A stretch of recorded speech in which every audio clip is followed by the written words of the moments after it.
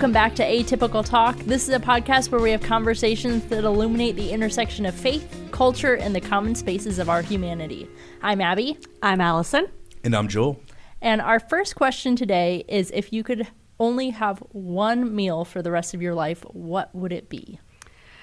I've thought about this more than I should, honestly. And it's not because we're nearing Thanksgiving or anything like that, but my Midwestern meal would be chicken noodles, mashed potatoes, sweet corn. This is literally 2 episodes in a row you've talked about this. Creamy macaroni and cheese.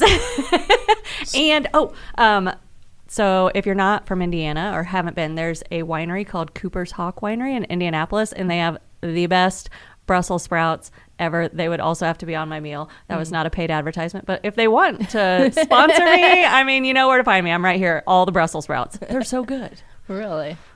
Brussels sprouts on the last meal, the best meal, the I only know. meal you're ever going to eat. Oh my It's goodness. the only green thing, but I mean, that's everything fine. else is carbs. It's Carbs. all about balance, right? Yeah. So 8 different starches or carbs. And a Brussels sprout. sprout. Yes. Got you. Just I from got there, you. though.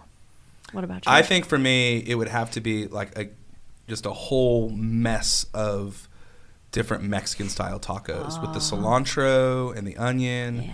And I think I could do Taco Tuesday on Monday and Wednesday and Thursday and Friday. It's very true. And I love me some tacos. And there's this little, if you're around Kokomo, Indiana, there's this little taqueria. It's actually a Mexican grocery store So good. called El Borrego down by Kokomo Municipal Stadium. And you have to walk through the grocery store to find the restaurant in the back. But it is a treasure, and they just make the best tacos, all these different styles. But I think I could do Taco Tuesday forever. Okay. I'd be down with that. What about you, Abby? Mine would be waffles with strawberries on top. That's so My specific. mom made that all the time for me. Like, that was my birthday meal growing up, strawberry waffles, and I would not last very long eating that for every meal. I mean, I'd die within a couple weeks, but it would be a great couple weeks. And No I would nutritional love it. redeeming value. It's Yeah, fine. yeah. Mine either. Do you guys remember that documentary like 15 years ago now called Super Size Me, where the Morgan Spurlock went on and he I've ate heard of it. McDonald's all 3 meals for like Yeah. multiple weeks? Yeah. This is basically what we'd be doing. Like, I mean, cardiologists would be like, you've got to Yeah. stop this. yes, Yeah. it's fine. But we'd be happy. Yeah, Honestly, no kidding. so much joy. Yeah. Yeah. Love it. So our first article today is a Yahoo News article by Jill Setterstrom called "God Kept Me Safe and Protected All These Years. Baby Holly has emotional reunion with biological family." In January of 1981, a couple was found dead in Harris County, Texas. It wasn't until last year that the remains were identified as Tina and Dean Klaus. It was then that the family of the couple began looking for answers on what happened to the couple's baby, Holly. Investigators were ultimately able to positively identify 42-year-old Holly Miller as the missing baby. Holly never knew about her story until she was identified as the missing baby last year, 41 years after her parents' death. She had been dropped off at an Arizona church by 2 women wearing white robes who identified themselves as members of a nomadic religious group, and was later adopted by her adoptive family. She has since reconnected with her biological family. She says, "I'm so wonderfully blessed to have a loving, faithful family to embrace as we meet again after 41 years. My heart is overwhelmed with joy and sadness. Joy to get to know my parents' family who have been praying and searching for me. Sadness for our loss of my parents and the time we could have shared together. I'm hopeful for many more gatherings with my newfound family to embrace one another and share memories together." I just love this story, just getting to hear her reconnecting with this biological family that she was too young to know when she went missing.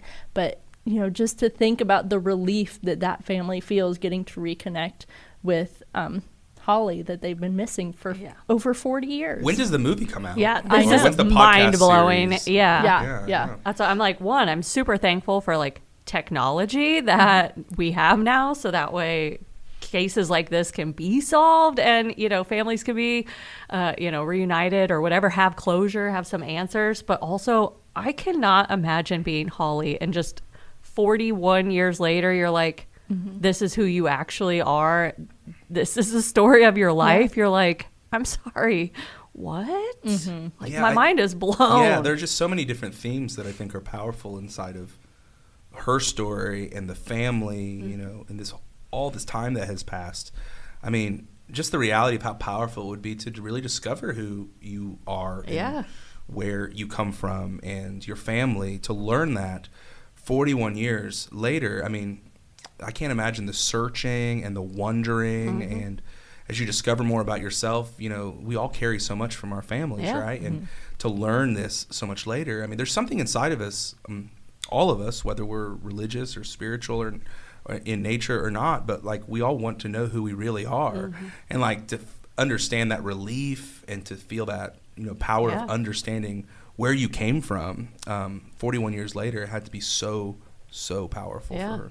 I'm kind of like blown away by like all the different things that had to happen, that what might have seemed like small acts of kindness for this to happen. I mean, said that she was dropped off at an Arizona church by some people that were just like wandering Nomads, around wearing white robes. Like it sounds like some kind of like angelic presence or something like that, though. And then to think about the, you know, the people at this Arizona church that then cared for her and connected her into a fostering, you know, reality, being adopted into this adopted family, some people that stepped up and said that we'll take care of this child since she doesn't have somebody, and then to know the technology led her to her parents' family. I mean, there's just so many maybe seemingly small acts of kindness along the way that led to this beautiful story. It just reminds me of, man, every decision we make matters. You know, our little moments to act courageous and do the right thing in a little moment, it can be a small part of a big story that God is telling. And just, I think to me, it was just a clarion call for like, you never know that small decision you make that might inconvenience you a little bit, what good could actually come from it. And you see that with all the different things turning in this story, where people did maybe a thing that was inconvenient in the moment, but it was the right thing and it led to the next thing in her story. It's really powerful. Yeah, it's amazing. Yeah, what blows your mind about this, Abby? Like, what sort of drew you to this? Putting myself in the place of Holly, you know, it said in the article that she didn't know, you know, where she knew she was adopted, but she didn't know the story of being dropped off at the church and stuff like that. And so having your whole life turned around in a matter of moments, being told, hey, your biological parents were, you know, found dead in the woods, and you were basically saved by these people that dropped you off at the church. You know, getting to discover your life story in a matter of moments, just, it shocks me, and I think it's so cool to hear that part of it. It'd be overwhelming too, because you would almost grieve. You'd almost re-grieve something you didn't have a chance to grieve in the moment hearing about your parents, and then being overwhelmed with like the rescue that you experienced at the same time, and a new family, being introduced to everybody. It's for sure overwhelming. It's amazing. Yeah, that's something I think of all the time when I hear about people connecting with like their biological family if they were an adopted child, you know, getting to meet these people that you're related to, but you know, you didn't know them your whole life and stuff. I can only think of how overwhelming it must be to be in that situation. Our next article today is about a high school band director helping a student fulfill marching band dreams. This is a Good Morning America article by Yi Jun Yu. 16-year-old Casey Hubbard of Moore, Oklahoma, had dreams of joining his high school marching band as a trumpet player. He had been playing trumpet for years, but is wheelchair-bound and didn't know if he could be part of the marching band. The band director, Adam Mewhorter, didn't want his wheelchair to keep him from joining the rest of the band and began looking for a solution. Mewhorter chose to join Hubbard on the field, pushing his wheelchair so that he gets to be part of the marching aspect that Hubbard was sure he would miss out on. Mewhorter hopes this will encourage other educators to find creative ways to include everyone and be creative in the process. This is another really good story. I love seeing the way that the teachers stepped up and went above and beyond. But do you guys have examples where you've seen teachers step up and go above and beyond? Oh, for sure. They're expected. Yeah, for sure. Well, they get paid so much. Oh, right. And they get summers off. Oh, yeah. So, I mean, don't my cancel goodness. us, people. He's joking. No, when I go to the public library, like in the evening, I see teachers who I know there all the time who are tutoring students or working with students extra outside of classroom time when they could be spending it with their families or doing something that, they would like to do, but they are so invested. I see teachers and educators all the time at sporting events who don't have kids on the team, but who go to support their kids that are in their classes. And that makes such a difference for those kids to see you in the stands and know that, you're so much more than just the grade you get on a test or something like that, to know that they're invested in you in that way. But my youngest daughter is in the high school choir and has been for several years. And there has been a student who has been in her choir up until this year. And he is deaf. And so he cannot hear what they're singing. He can feel the music. But, he has been a part of their choir for several years, and I love it. It does my mom heart good every time I see him up there. And he's not necessarily going to sing the same things that the girls are, that the rest of the choir is singing, but the fact that they include him and that he has such a good time while doing it, I love it so much. Yeah, so shout out to Miss Baker and Miss Smith. Yeah, they're amazing. We probably all have like some kind of teacher or professor story of like just that teacher that, oh man, she was the one or he was the one that kind of blew my mind and did something just in us or unlocked something inside of us. I mean, I had a high school English teacher named Miss Zika, and she was hard. Like, she was a tough teacher. And so I remember like when I had her class, it was like junior year English, I hated it while I was in it because it was the hardest class, and she graded the hardest, and we'd write papers, and there were words we weren't allowed to use. Oh, yeah, like word choice. Yeah, like, and she just like, can't say like. All those different kind of things, and I just hated it at the time being. But then I went to college, and like, I could just write, and I was like way ahead of so many of my peers coming into college. And I remember like years later running into her at the BMV when I was getting like, my license renewed or something like that. And I had the actual thought I was going to thank her. I'm like, hey, I know I wasn't your best student, but like, I am so grateful for how, you pushed me and grew me and challenged me to be more than I thought I could be, even when I was a snot-nosed, 16, 17-year-old kid. And I think there's so many of those stories with our educators that, and then they believe in us more than we believe in ourselves. And, they should get their own National Day of Remembrance, right? Honestly. Recently, because I mentor a young first grader at Elwood Haynes, the teacher of my first grade kiddo this year, which, by the way, I shouldn't say his name on here, probably not, but he has a nickname. They gave him they have a nickname, and it's Buki, which is like the sweetest, like Buki as his nickname. I love it so much. But his teacher, I did not know. His teacher is like a first-year teacher in the Kokomo school system, and he's just so dedicated to like the challenge that it is to teach, and these kids sometimes that are behind. He just doesn't give up on them, and he's like, talking to me about ways that we can improve and ways that I can spend my 30 minutes a week pushing into his reading or his comprehension and his writing, and it just goes above and beyond like there for a paycheck and there just because it's what you got your degree in. And those kind of stories just blow my mind because there's just a personal investment in it. It's servant leadership instead of like, look at me, I'm a person of authority kind of leadership. And seeing those kind of things, day in and day out, and celebrating the wins of our students and mourning the losses and grieving the losses and taking those personally sometimes, it's challenging, but it's just real. And so, I have so much respect for public educators, teachers of any kind, especially if you imagine what they've been through since COVID.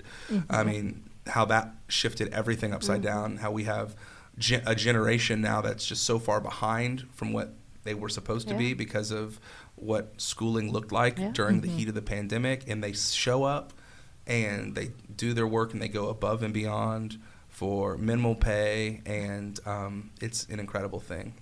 No, it always does my mom heart good too when I see anyone who is invested.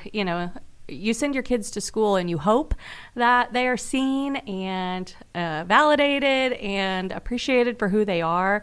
But you also know that these teachers have upwards of 30 kids sometimes in their classroom or more. And so it's very hard for them to take that time, so I appreciate every single person who, looks past like those limitations to find solutions, like for this student in the article, because yeah, you want that as a parent when you send your kid someplace for more hours of the day than you're going to have with them at home, honestly, that you hope that they are seen in that way and that somebody will go above and beyond to include them and make them feel a part of what's happening. So this article, chef's kiss for me. Yeah, I love it. Yeah, I think too, just, maybe a little beyond just public education, but I think something that does spark joy in me when I'm reading it is just when you see a person who sees someone who is left out, someone who doesn't have a normative experience, and instead of just what I think in the Midwest we do often of like, oh, bless his heart, there was like a move towards action, and there was a move towards we'll figure out a solution.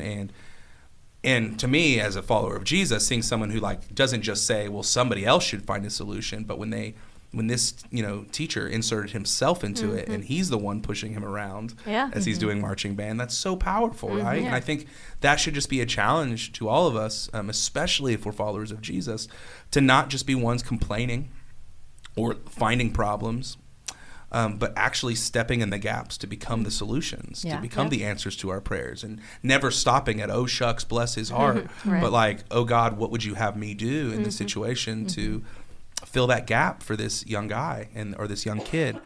And I think that's what's another thing that stands out to me in the story is just how I'm just more and more moved by someone who sees a problem and fills in the gap and does something about it. And we see that in our public educators and teachers and professors every day. And it's something that should challenge us all. Yeah. So our next question is, what game show do you think you'd have the best chance of winning at? You don't get any special skills or power-ups or anything. If you were put so don't say what's the one where the ninja one? American Ninja Warrior? Yeah. So you can't say that. It's got to be something that you feel like you could reasonably be thrown right into the show and you think you can win. Oh my gosh. So college Allison would have said The Price is Right with Bob Barker, but now that Bob isn't on the show anymore, it's Drew Carey, right? Is that still happening? I don't know, but anyways, I used to plan my college schedule literally around The Price is Right. That was real life, okay, and naps, but that was that was another thing. So now I'm gonna say Supermarket Sweep, and I'm taking my mom as my final answer. I thought about this long and hard because I'm like, I could still go on The Price is Right, but no, it's not the same. So Supermarket Sweep, if you've never watched it, with my mom. Could you do it with the inflated prices of the last year, though? That would be a challenge, right? It would be different, but my mom, big brain, you guys. She's carrying this team. I'm just running around at the end, pushing the cart, throwing things in. Yeah. So I've actually never seen this show. So how does it? Oh my gosh, it's really terrible. It's really it's so bad. It's so You're bad. Not missing much. No, but anyways, there's different questions that they have to answer, pricing, that kind of stuff, and then at the end, you're running around trying to get as many things in your cart, like the most expensive things, those kinds of. So anyways, we'll have to add a small little link to a little YouTube. Okay, but it's, we used to watch it together way back when I was a kid. It reinvented itself, I think. It might be a new version now, but it's real bad, but it's also so great. We're talking about really bad game shows. I grew up as a child of the 90s watching Nickelodeon a lot, and Legends of the Hidden Temple was a game show that I watched all the time. Oh, you have no memory of Legends of the Hidden Temple? I do. Did they have to go up almost like on a, did they have to climb things? Oh, they had to climb things. Okay. There was all this Aztec or Incan kind of stuff. This. And the steps of knowledge, and they had to cross the moat, and there were the temple games and the temple run at the end. And if I could just hear the theme song, it would take me right back.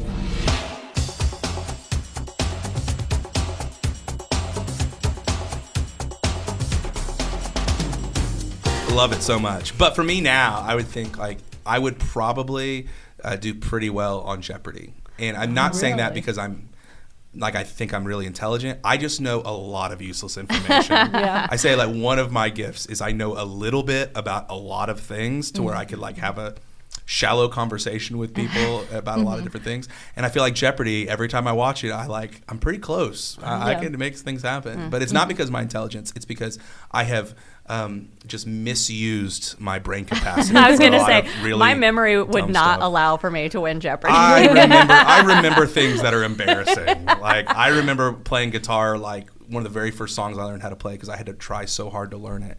And I could not play it for 15 years and sit down and sing and play it perfectly because it's just something that was ingrained inside of me. And the same thing is with liner notes with like Beatles albums and things like that too. So I have a lot of useless knowledge up here in this old noggin. No. What about you, Abby? I feel like I know a decent amount of stuff, not enough to go on Jeopardy.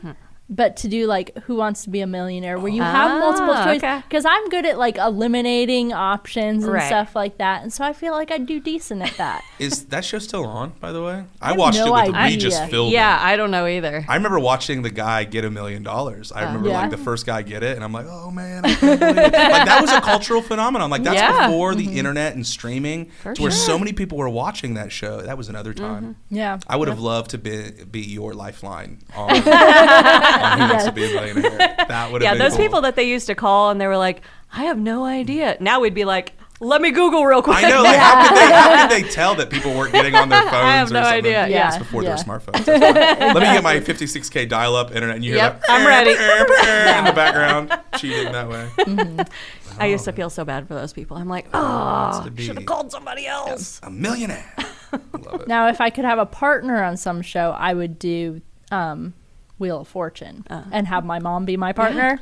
Because my mom, if there's one letter up, she like says the answer. That's like, mine. How do you Mine know? too. I know. They're geniuses. That is amazing. I'm a mom, but I am not that kind of mom. Yeah. Not a Wheel of Fortune. We have been trying to get her to go on Wheel of Fortune forever, and she just won't. Oh. Yeah, she won't audition for it.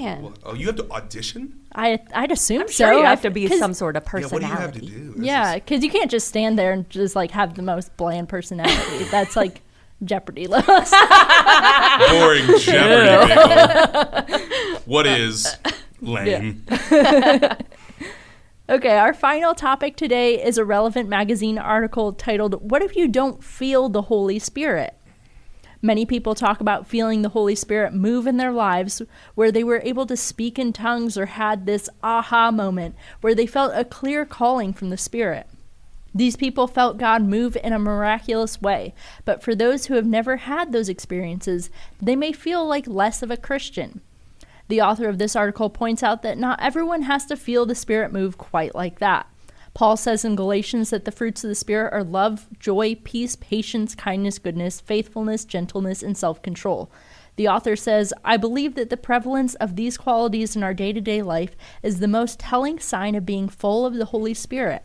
Having inexplicable joy in the wake of difficulty, discipline to wake up at 5 a.m. to spend time in the Word, stepping out of your comfort zone to minister to a coworker, holding your tongue in an argument with your spouse. These may seem small, but serve as tangible evidence of a Spirit-filled life. So what do you think about his view of being full of the Holy Spirit? Well, it seems like a much more holistic kind of view of, spiritual things, right? I mean, I don't know about you guys, but like, I grew up in a church where it was almost like the Trinity was, the Father, Son, and the Holy Bible, and we didn't really talk about the Holy Spirit a lot. It was almost like it was that mysterious, weird thing. And in a conservative church for a while where if somebody like raised their hands during singing, it would have been like, oh, the Holy Spirit. Like it was like it was like directly tied to like certain external things that you would see. Or when somebody got really excited, they were just full of the Holy Spirit. To where it led me for many years feeling like almost in a lot of ways I just skirted away from the topic or skirted away from the issue of what it meant to be filled with the Holy Spirit, led by the Holy Spirit, because it felt so sensational. And that was just really never my experience in Christian spirituality, in following God and following Jesus. To where, if you read the article, we link it in the show notes. The author talks about how they just felt less than because they didn't have those sensational kind of moments.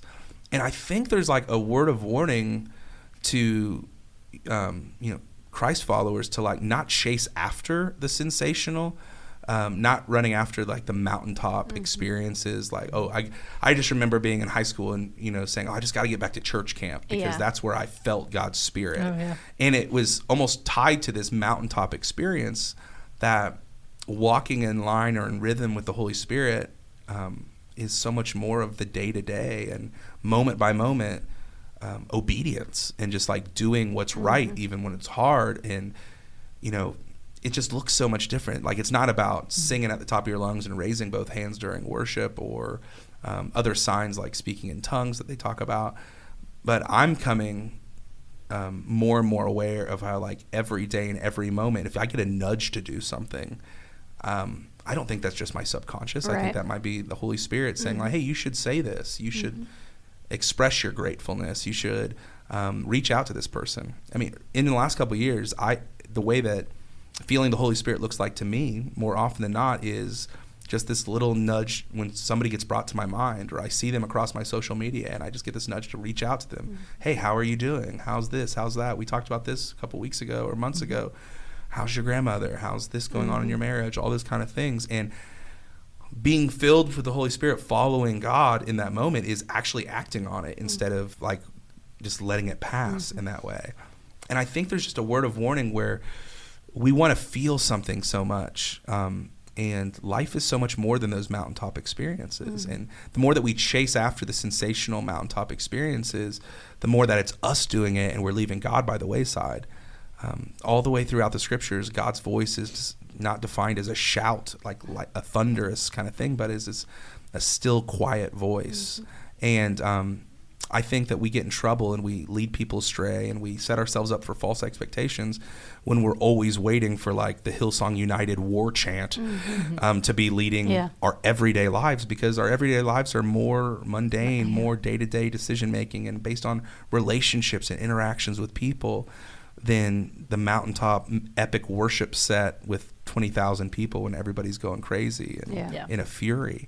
But I don't know. I mean, what about you guys when, growing up around faith or inside a church, what was the interaction with the Holy Spirit like, and how would you define filled with the Holy Spirit, or what was that whole relationship like for you? Yeah, I just feel like, kind of like what you said, just because I didn't see those like amazing things happening in my own life, or, I wasn't speaking in tongues, or I wasn't, whatever, didn't mean I was lacking something or that something was missing in my relationship with God. It just, but there are times where it kind of felt like that, like, oh, how come I'm not doing that? Or well, why isn't that happening to me? Kind of a thing. But, as I got older, obviously I learned just about how, like, if I've committed my life to, living for Jesus, like I already have that. I already have the Holy Spirit, like that has already been given to me. It's not something that I am like searching for or that I feel like I'm missing or that I'm lacking. Like you said, we're literally walking around with that every day inside of us. One of the things in the article that I thought was really interesting, it said, if you're enduring, regardless of how the Lord chooses to manifest his Spirit in your life, more power to you, my friend. And so I was like, that is so true, because I feel like, even just the comparison trap sometimes we do to others, or even if we're in the, auditorium and we're worshiping together and some people are raising their hands, but some people are dancing or some people are just standing there, like whatever that looks like for you, more power to you, and less comparing to the person standing next to you. So I don't know. It was interesting. A lot like you, just growing up in a church that not everybody was worshiping the same way or, filled in the same way, but just figuring out what that looks like in your own life. Yeah, and the fruit of it really is not hands raised, right? I mean, what does Paul say the fruit of it is, right? The fruit of the Holy Spirit is love, joy, peace, forbearance, kindness, goodness, faithfulness, gentleness, and self-control. And I think often we get in trouble because we think the fruit of being filled with the Holy Spirit is like our hearts are on fire and we're like going out and telling everybody about Jesus all the time, or like worship. It just feels like we're like getting tears in our eyes as soon as the song starts. And the fruit of the Holy Spirit, the outworking of the Holy Spirit, is much more relational. It's everyday life. I mean, it's having joy no matter what. It's feeling peace no matter what. Patience, like when we're patient with our spouses, with our kids, with our coworkers, that's the outworking of the Holy Spirit. So there's all these different things that they're just more on the ground level than just how we feel like that mountaintop experience with the Holy Spirit should be. So I think that we're just looking for the wrong things. What about you, Abby? Like when you talk about the Holy Spirit, with your upbringing, with I know you went to a Christian college, like is that a tension-filled thing, or was it something that you've run away from or been like weirded out by? What is that like?